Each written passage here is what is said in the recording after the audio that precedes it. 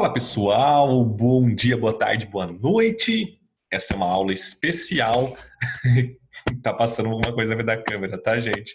É o rabo da minha gata. Ai, ai, hoje é uma gravação especial, tá, gente? Para o cursinho de pedreira. Nós estamos trabalhando, tá, gente? A frente um, portanto, o módulo 11 da frente um da apostila 3. Frente um, módulo 11, apostila 3.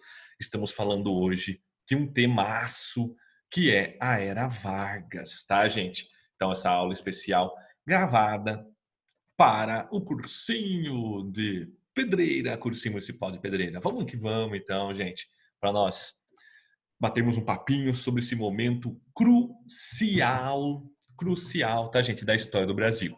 Galera, essa chargezinha é de contemporânea, ela é de 37, e ela mostra, né, gente, o Vargas feliz em 30, 31, por causa, né, de tomar o poder, chegar ao poder.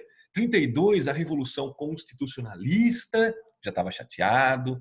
33, feliz novamente. 34, ele é eleito indiretamente presidente do Brasil. 35, e vai chegando perto da eleição. 36, 37, a eleição seria no começo de 38, Vargas está ficando zangado, e quem já ouviu falar sabe muito bem que em 37 Vargas vai dar o golpe dentro do golpe, vai fazer o plano Corre. Mas calma, a gente chega lá na tranquilidade. Vamos começar, né, gente, com nosso teminha. Turminha, o Vargas, o Estado Getulista, a Era Vargas, tá, gente? Ele vai existir durante 15 anos e depois mais um trechinho do governo democrático dele eleito depois, tá, gente? E ele vai, né, governar o Brasil num momento de transição, né, momento que está saindo da questão agrária, da questão do café, e ele vai fazer uma industrialização de base. Vargas é muito importante para esse momento. Turma, acho que nós precisamos começar tranquilamente do começo. 1929, tá, gente? Crise do quê? Crise da Bolsa de Valores de Nova York, o maior, né, a maior crise do liberalismo até então. E essa crise, ela vai afetar praticamente todo o planeta, né? E nisso também afeta o Brasil. A elite cafeeira, que mandava, né, para fora todo o seu café praticamente, vai fazer o quê? Vai ter uma quebra nisso de em torno de 70%. Essa elite afetada diretamente, tá, gente? E nisso, nessa pegada, tá, gente? As eleições de 30, para completar, vai ter um racha entre a elite de São Paulo e de Minas, o café e o leite, tá, gente? Era a vez de Minas Gerais indicar o presidente. São Paulo não deixa, e o presidente Washington Luiz, ele mesmo indica o apadrinhado político, o Júlio Prestes. Na hora, gente, que acontece isso, o Minas Gerais abandona então essa relação e vai apoiar, né, já que não tinha forças, vai apoiar a Aliança Liberal, a oposição, que é dos estados do Rio Grande do Sul e Paraíba, no caso, Getúlio Vargas e João Pessoa. Gente, então o contexto nosso, tá? Para a chegada de Vargas ao poder. Crise 29 afeta diretamente a elite cafeeira. A eleição de 30 racha São Paulo de um lado, Minas do outro, e nessa pegada, tá, gente? São Paulo lança Júlio Prestes, é uma eleição favoritíssima, tá, gente? Apoiada com 18 estados. Do outro lado, Rio Grande do Sul, com Getúlio Vargas, e Paraíba, com João Pessoa, mais o apoio de Minas. Gente, o processo, vocês lembram, nós estudamos bem aqui o processo daquele voto aberto, coronelista, controlado, e logicamente, né, gente, com fraude dos dois lados, com São Paulo coligado a 18 estados, pronto. São Paulo leva a melhor e elege Júlio Prestes presidente. Turminha, naquele momento, a eleição era em março, para o cara assumir em novembro. Março, abril, maio, junho, julho, agosto, setembro, novembro. Olha a diferença. No meio do caminho, acontece, no meio do caminho, gente, acontece uma coisa. No meio do caminho acontece o quê? o assassinato de João Pessoa, vice na chapa do Vargas. As eleições tinham acabado, João Pessoa assassinato por uma questão regional, local, tá, gente? Uma disputa entre a família Pessoa e a família Dantas.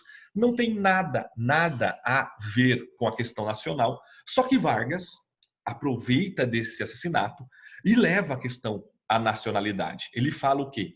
Que tem mão do Washington Luiz nisso.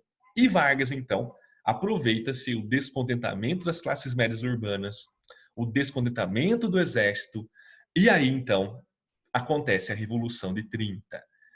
Washington Luiz é retirado do poder pelo exército, e Júlio Prestes, que venceu a eleição, não vai assumir, o exército passa o poder para Vargas. Então, a Revolução de 30 acontece nessas circunstâncias. Beleza, gente? Então, primeiramente, dar um passinho para trás, deixar nesse slide. Então, primeiramente, tá, turma?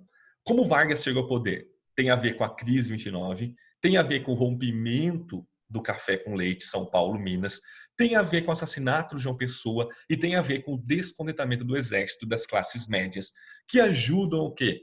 Ajudam, então, a Revolução de 30, essa retirada do café com leite do poder. Portanto, Vargas é colocado como presidente. Turminha, tem 3 divisões, 3, tá, gente? Divisões da era Vargas.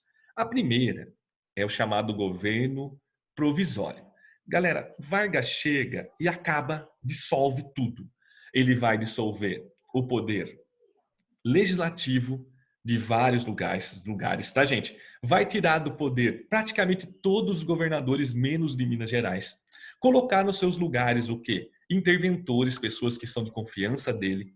Também, gente, Vargas vai rasgar a Constituição de 1891, falando que no futuro iria fazer uma nova Constituição. Então, Vargas, tá, gente? Vargas vai mexer muito com o poder nesse momento. Está tentando, né, superar as oligarquias cafeeiras que comandavam o Brasil há 40 anos, tá, gente? Nesse momento, então, Vargas manda por decreto, tá, gente? Sem o poder legislativo. E, no caso, né, os governadores são seus aliados, já que eram interventores, pessoas da confiança de Vargas. Vargas, então, começa o quê, gente? Começa a fazer algumas mudanças aqui, tranquilo, tá? Tudo mais. E aí, interessantíssimo, desde a chegada dele no poder, Vargas, dentro dessa ideia do populismo das décadas de 30, 40, 50, tá, gente? Uma das bases desse populismo era o nacionalismo. Vargas quer instalar uma indústria de base, uma indústria básica, siderúrgica. Ele consegue isso só em 41, 42, tá, gente? Com a CSN. Ele vai também fazer um programa de nacionalização das minas, quer dizer, o minério de ferro vai ser, então, estatal do governo. No futuro vai ser criada a Vale do Rio Doce, outra grande empresa estatal. E essas empresas, né, vendidas nos anos 90 na mão do Fernando Henrique Cardoso, mas é outro papo. Então começa alguns programas que deixam bem claro esse nacionalismo, bem claro essa ideia de industrialização pelo viés estatal, industrialização de base pelo viés do Estado, tá, gente? Só que, tá, gente? Um detalhe importante. Os cafeicultores de São Paulo não queriam, né, aceitar, né, esse governo Vargas. Esses cafeicultores começam a organizar o quê? Organizar algumas resistências ao Vargas.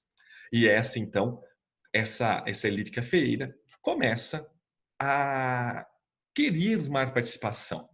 Começa a manifestações, começa a reagir ao governo Vargas, e aí vai estourar em São Paulo a Revolução Constitucionalista de 32.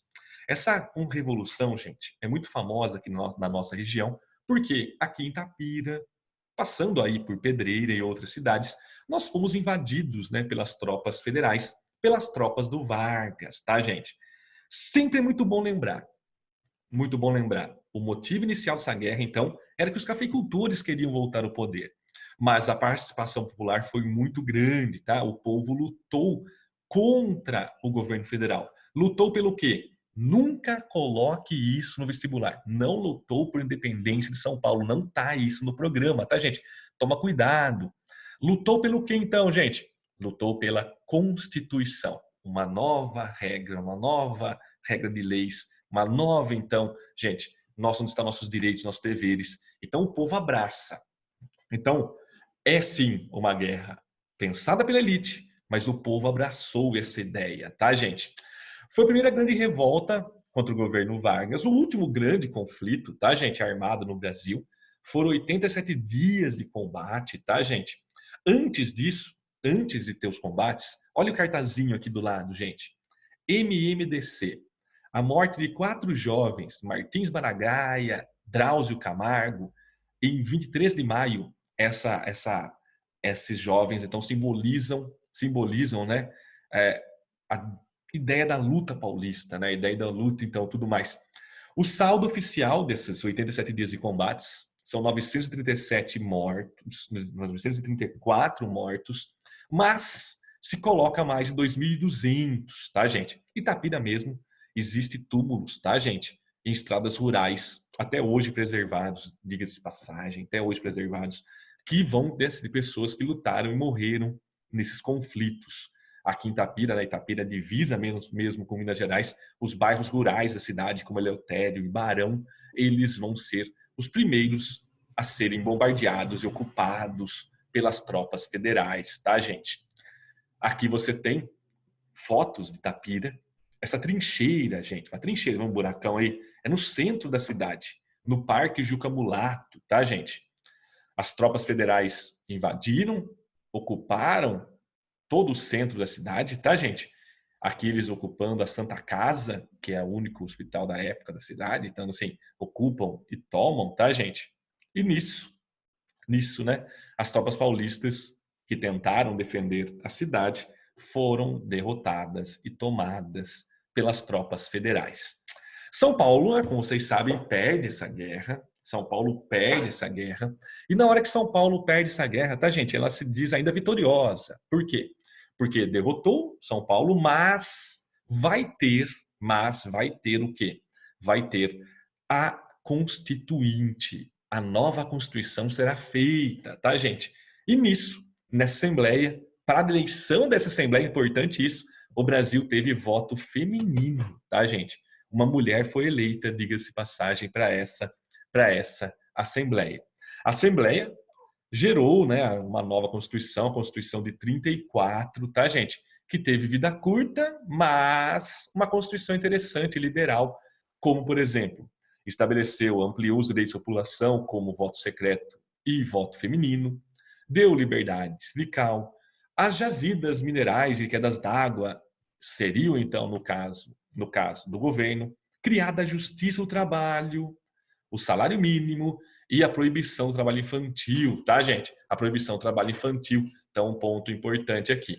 Com respeito à educação, o ensino primário seria oferecido gratuitamente. Tudo isso, gente, para quem? Tudo isso para as camadas urbanas, tá, turminha? Ufa, galera. Então, ó, vocês têm aí o resumo, vocês têm aí, né, os slides, esses mesmos slides, bonitinho e tudo mais. Então, gente, o primeiro momento da era Vargas é o momento de que Vargas, então, está buscando a sua estabilidade. Vargas, então, começa a fazer algumas mudanças estruturais no país.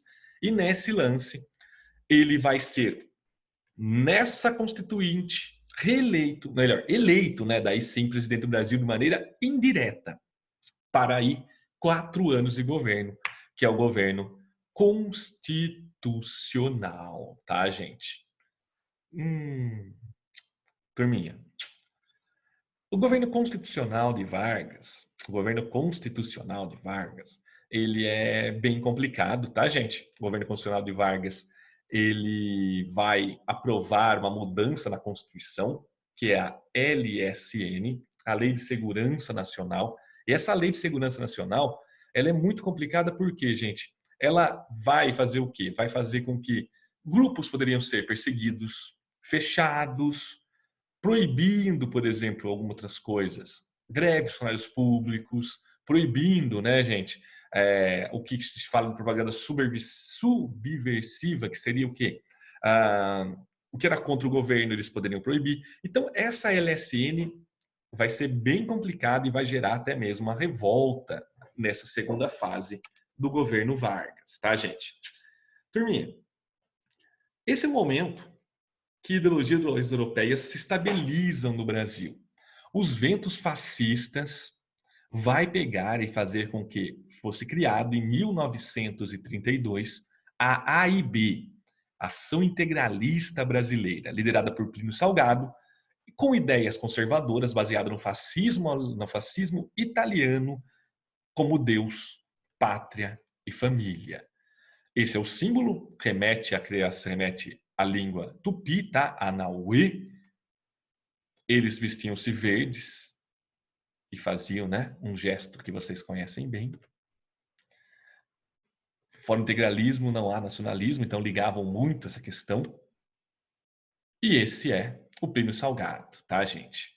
Do outro lado, em 35 foi criado a ANL, Ação Nacional Libertadora. Essa Ação Nacional Libertadora, criada pelo quê, gente? Criada por antigos tenentistas, republicanos, socialistas, quer dizer, reunia todo mundo que era anti-Vargas, tá, gente?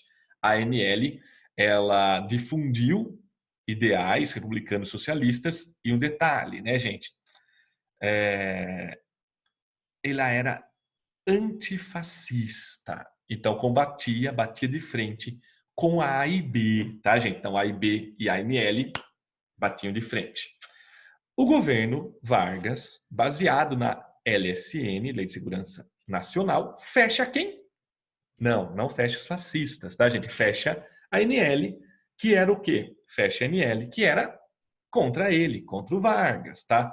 Esse fechamento da ANL faz com que desencadeie uma insurreição, uma revolta, que é a intentona comunista. Uma revolta que acontece em Natal, Recife, Rio de Janeiro, aonde é facilmente controlada, e os seus líderes, né, o Luiz Carlos Prestes e a sua esposa, Olga, uma alemã judia, tá, gente? Que foi dada, tá, gente, para o governo alemão nazista de Hitler. E aí você já imagina o que aconteceu com ela. Se você não imagina, não sabe, assista o filme Olga, tá, gente? Assista ou leia o livro. Olga também é fantástico.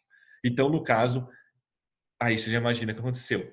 E nisso, tá, gente? E nisso, o governo constituinte de Vargas vai chegando ao fim, que vai instalar isso aqui. Instalar o Estado Novo, que é o golpe, tá, gente? É o golpe em cima do golpe. Deixa eu fazer um negocinho aqui, dar uma paradinha, pera aí.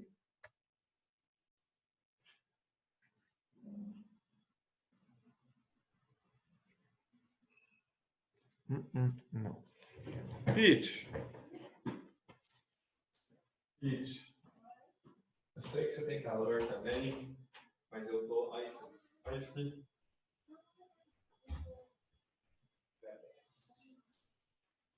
Tá absurdo, né? Nossa.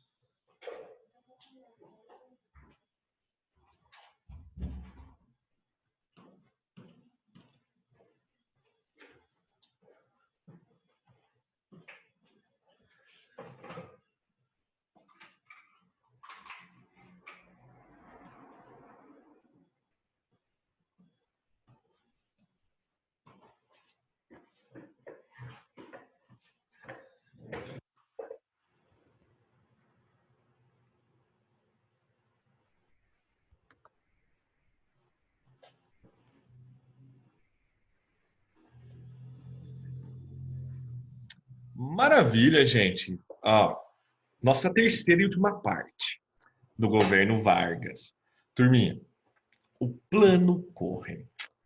Ah, turma, não é de hoje que muita gente usa muita gente usa o comunismo, né, né, como justificativa para as arbitrariedades, né? O plano Cohen, gente, foi um plano descoberto pelos militares, foi descoberto pelos Góes Monteiro, pelo Mourão Filho, pelo Vargas. E esse plano, então, os comunistas iam tomar o país. Tomar o país. para acabar com todo ele. Só que esse plano, né, gente, era o quê? Esse plano era falso. Esse plano era falso, tá, gente? É um plano falso, criado pelo próprio Vargas, pelo Góes Monteiro, pelo Mourão Filho, para articular um golpe de Estado e manter o Vargas no poder. Pior, né? Manter o Vargas no poder com poderes ditatoriais. Então, assim, o plano Corre é um plano falso, um plano que é usado como, né, justificativa apenas para o Vargas dar o golpe. É o golpe em cima do golpe, né, gente? E manter-se no poder, tá, gente? Essa charge aqui no História do Pente, no Pente, fala muito bem, né, que é o plano, que é o plano Corre, tá, gente? Isso é o plano Corre, tá? É o próprio Vargas criando esse plano. Os comunistas vão invadir o Brasil, a classe média, né? Pensando que o Celtinha deles vai ser pego pelos comunistas, né? Meu Deus, quem pode me ajudar? Os empresariados, meu Deus, quem pode me ajudar? A classe política, meu Deus, quem pode me ajudar? Os fascistas, meu Deus! Tudo isso, tá, gente? Vargas, então, com o apoio desses grupos, instala o Estado Novo, tá, gente? O Estado Novo, ele é instalado com o fechamento do Legislativo de todos os lugares. Fecha o Congresso Nacional, fecha assembleias dos estados, fecha as câmaras de vereador. Fecha também o que, gente? Todos os partidos políticos. Fecha também o que, gente? Todas as mobilizações. Todas estão proibidas. Interventores são colocados no lugar de novo de governadores. E aí, gente? E aí, gente? O negócio só vai degringolando. Vargas instala uma ditadura de caráter fascista no Brasil, tá, gente? Ele rasga a Constituição de 34 e faz a polaca de 37. Mandato de 6 anos, mas ele fica, né, 8. Sindicatos vinculados ao Estado, mais 8, né, já estava 7, mais 8. Os estados, os sindicatos são do Estado, estão vinculados a ele, que os trabalhadores virarão a base de apoio de Vargas. O executivo concentra o poder e até mesmo os fascistas que apoiaram o golpe, os integralistas, eles são fechados também por Vargas e aí eles tentam fazer uma revolta e essa revolta também é fracassada. Turminha, vou resumir melhor esse slide, tá aí para vocês, né? Vocês têm ele bonitinho. Eu vou resumir melhor aqui, ó. Essa ditadura, gente, do Vargas, esse Estado Novo, o principal lance é o DIP. O DIP é o Departamento de Imprensa e Propaganda, censura, nada sai sem passar pelo DIP.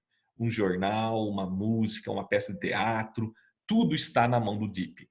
E eles organizam a exaltação de Vargas como o pai dos pobres. Exaltação de Vargas como o grande pai dos pobres, tá, gente? Tem o DASP, o Departamento Administrativo do Servidor Público, essa reforma administrativa, aonde vai ter o controle do servidor público, servidores públicos que não são ligados a Vargas. Já sabe, né, gente? E o Vargas não criou esse último, tá, gente? Não criou, já existia na época já do Washington Luiz, o DOPS. São departamentos de investigação que o governo usava para controlar opositores. Vargas amplia os DOPS e eles vão perseguir, prender e até mesmo executar opositores. Então, esses são os órgãos de controle. Então, Vargas faz uma ditadura, tá, gente? Muito forte durante o Estado Novo. Vargas, ele então vai colocar, né, como se pai dos pobres, mas sempre lembrando, Vargas é mãe dos ricos, tá, gente? Como assim mãe dos ricos?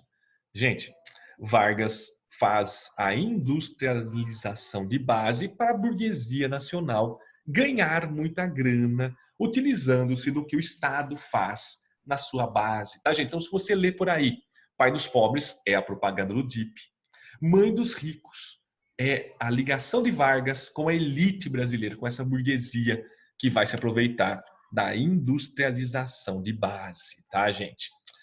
O Estado vai fazer, né, toda essa economia primária, essa indústria primária, tá, gente?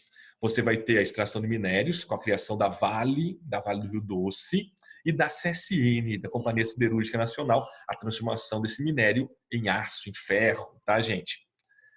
Volta Redonda, a CSN e a Vale, criada, né, na coisa próximo ao Rio, né, do Doce, tadinho do Rio hoje, né, que a Vale fez. A Vale foi privatizada nos anos 90, né, gente? Acabou a Vale sendo algo público. E, no caso, né, a Vale, se não me engano, a sede dela é Itabira, tá, gente? Era a sede dela, né? Itabira. E aí, então, gente, no caso, a CLT, a consolidação das leis trabalhistas, Vargas vai trazer os trabalhadores como sua base de apoio, tá, gente? Afastando esses trabalhadores dos grupos mais ligados ao socialismo, tá, gente? Agrupou os leis trabalhistas como Justiça do Trabalho. Justiça do Trabalho, gente, é para intermediar o patrão e o empregado, para não evitar o quê? Evitar o conflito do patrão e empregado. Então, Justiça do Trabalho servia para isso, tá, gente? Para harmonizar essa relação. Carteira de trabalho, para se aposentar. Instituição do salário mínimo. Gente, salário mínimo de Vargas, se ele fosse reajustado corretamente, o salário mínimo hoje seria mais de R$ 3.000, tá, gente? Descanso semanal remunerado, jornada de trabalho de 8 horas por dia, de segunda a sábado, regulamentação do trabalho de mulheres e menores de idade, tendo leis e proibindo, por exemplo, de trabalharem à noite, tá, gente? O dia 1º de maio, Dia do Trabalhador, virou uma grande homenagem a Getúlio Vargas, tá, gente? Adivinha de quem foi a carteira de trabalho número 1 do grande trabalhador do Brasil, tá, gente? De Vargas, aí, ó. Carteira 001 foi do Vargas, tá, gente? Turminha, Vargas desfilava em São Paulo, no Rio de Janeiro, com grandes aglomerações nos maiores estádios da época, o Pacaembu em São Paulo e São Januário, no Rio de Janeiro.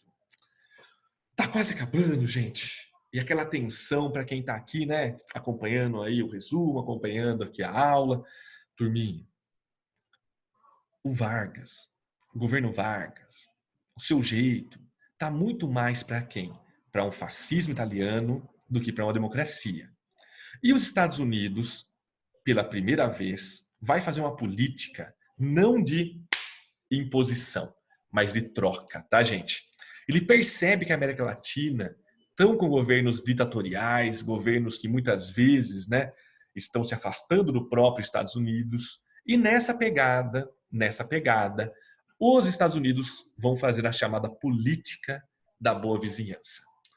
Brasil, eu quero utilizar para a Segunda Guerra Mundial, eu quero utilizar cidades como Macapá, no Amapá, São Luís, no Maranhão, Natal, sim, no Rio Grande do Sul, Rio Grande do Norte e Recife, em Pernambuco, tá, gente? E nessa pegada, os Estados Unidos querem utilizar isso como bases militares para, né, olhar o Atlântico Sul e, em troca disso, ele perguntou: o que você quer em troca, Vargas? Vargas falou: eu quero a tecnologia da siderurgia. E nisso, então, é fundada a CSN, que nós comentamos, tá, gente? A CSN, então, vai ser feita nessa troca, na política da boa vizinhança. Aqui está Roosevelt, tá, gente, na primeiro banquinho, e Vargas, e ele sorrindo, dando uma voltinha por Natal, tá, gente? Além da troca econômica, da troca militar, também tem a troca cultural, tá, gente? Cultural, tá, gente? Aqui a criação do personagem da Disney, personagem brasileiro da Disney, o Zé Carioca. Quem tiver aí vendo a aula, tá, gente? Digita no YouTube aí, alô amigos, vê se você acha esse filminho. Vale a pena, é bem bonitinho, tá, gente? O Walt Disney fez o Zé Carioca e nós mandamos para os Estados Unidos a Carmen Miranda como símbolo da cultura brasileira, tá, gente? Mais uma chargezinha do Story no Paint, tá, gente? Getúlio Vargas, aliados, né? Os Estados Unidos ali, e Getúlio Vargas, né? Com essa posição fascistoide, né? E olhando para o eixo na Segunda Guerra Mundial, né? Então, é um pontinho aí. No final, Vargas se atrela totalmente aos Estados Unidos Inclusive, não foi pedido dos Estados Unidos, gente, foi uma coisa que o próprio Vargas quis fazer. Inclusive, ele pega e faz o quê? Manda para a Europa tropas para lutar na Segunda Guerra Mundial. Na sua esquerda está o símbolo da FEB, da Força Expedicionária Brasileira, o Exército. Foram mandados 25 mil soldados lutar na Itália, tá, gente? A FEB, ela tem o símbolo da cobra fumando, porque no Brasil falava, era mais fácil uma cobra fumar do que o Brasil entrar na guerra. E quando o Brasil entrou na guerra, né, pegaram e fizeram o símbolo da cobra fumando. E o Brasil lutou contra os nazistas na Itália, tá, gente? Ele foi incorporado ao 5º Exército dos Estados Unidos e era a chamada linha de frente. Os americanos mandavam, os estadunidenses mandavam, brasileiros, vai para a linha de frente lá. E eles lutaram e venceram todas as batalhas contra os nazistas na guerra. Do seu lado direito está o símbolo da Força Aérea Brasileira na época, que é, né, a Sentapua desse o cacete, que é, né, gente, um avestruz, por causa da comida ser muito ruim, tá, gente? E a mesma ideia, avestruz não voa, né? Então, no caso, a Força Aérea Brasileira também lutou junto com os estadunidenses na guerra. Foram mais ou menos 400 e poucas pessoas deslocadas para a Força Aérea no Brasil na Segunda Guerra Mundial. Aí perto do cursinho, né, de pedreira, você tem, né, um símbolo da FEB, né? Vocês sabem, né, onde fica aí, né? Próximo a uma rotatória ao cursinho. Ah, o fim, gente, o fim de Vargas é o mesmo fim da Segunda Guerra Mundial. A Segunda Guerra acabando, os países fascistas ditatoriais vencidos e, putz, o Brasil é uma ditadura, né? Começa vários intelectuais, artistas, profissionais liberais a exigir a volta da democracia no Brasil. Há uma disputa. Vargas deveria ou não participar desse momento, desse retorno da democracia? Foi decidido pelo Exército que Vargas não deveria participar como candidato a presidente, tá, gente? Vargas é retirado do poder e é feita eleições no Brasil em dezembro de 45. Uma observação, há um grande movimento, uma grande mobilização de apoiadores de Vargas, querendo que Vargas participasse desse processo. Esse nome está ali na observação, tá, gente? É o queremismo. Em 37, era o Führer Getúlio von Vargas, né? Então, um Estado fascista.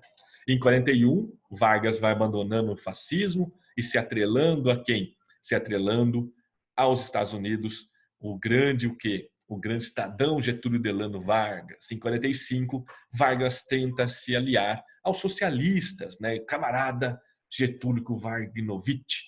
Gente, essa charge deixa bem claro que Vargas não tinha uma ideologia fixa. Vargas era populista e fazia o que era melhor para ele, deixando bem claro que se manter no poder era muito mais importante. Miguxos, espero que vocês tenham gostado dessa aulinha. Eu peço desculpas novamente por não estar ao vivo hoje. Compromissos me impedem, tá, gente? No mesmo horário da nossa aula.